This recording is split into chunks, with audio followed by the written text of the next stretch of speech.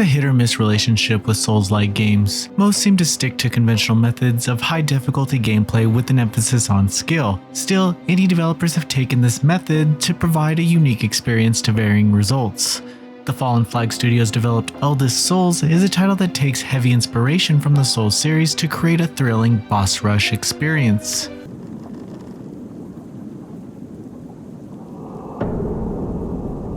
Eldest Souls has players take control of a solitary warrior, approaching the fabled Old Citadel where numerous imprisoned gods dwell. There was once an army known as the Great Crusade tasked with ridding the world of these gods, but these soldiers are seemingly no more. With humanity in a state of chaos, the gods perform their last act of revenge, which ruins the world's ecosystems. The narrative of Eldest Souls is depicted through a non-intrusive lens. Aside from cinematics here and there granting exposition, the rest of the story is found through scattered texts. Additionally, NPCs such as bards occasionally make appearances, providing their own deliveries of the world's circumstances and their place in it. There's a considerable degree of lore and dialogue to dive into. Still, this is far from a selling point and is more of a supplement to the gameplay. Nevertheless, the plot is rarely in your face and instead there for those who require insight into the situation at hand. Combat is Eldest Souls' primary factor and it shines brilliantly. This success is due to how the title is essentially a boss rush, including other light mechanics.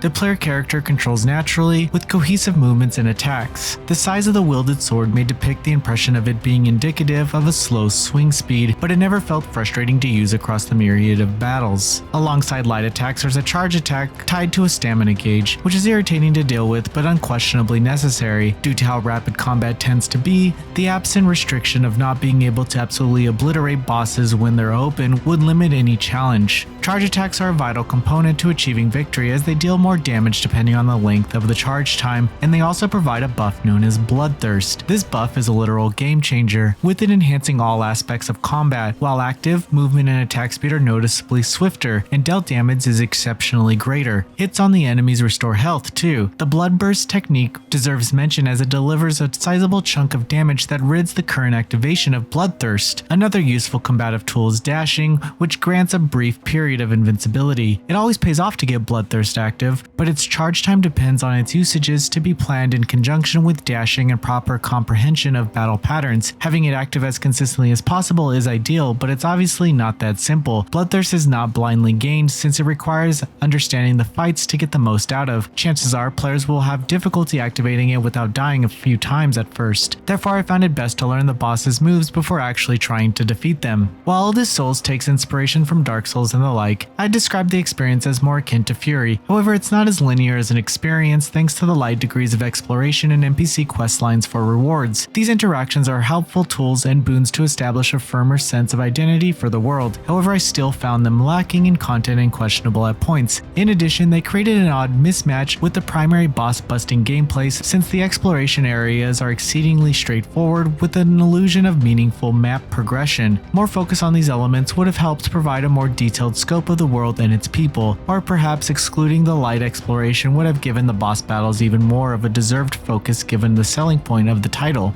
The battle mechanics encourage an aggressive playstyle. Avoidance is necessary and encouraged at points, but that won't propel players far in the long run. That isn't to say there is no variance of player agency though. Skill trees are present as an impressive amount of choices. The old gods also drop shards when killed and are infused within specified sections of the skill tree. Not only is each shard distinctive, but the slots in which shards are infused are also individualized. This makes it so that each prospective placement of the shard adds its own player enhancement.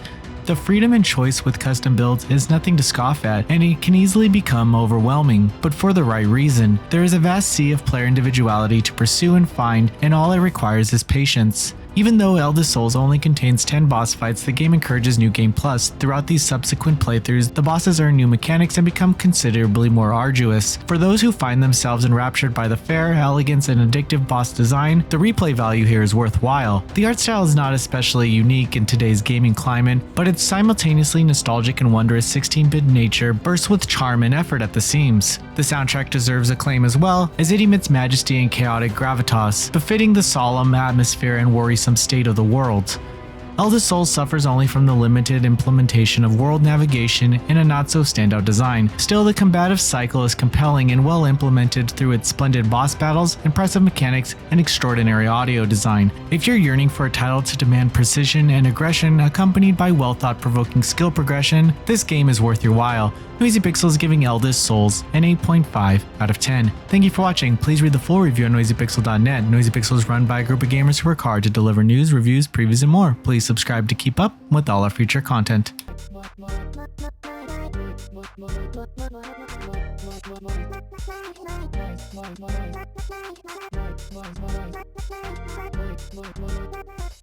Noisy Pixel.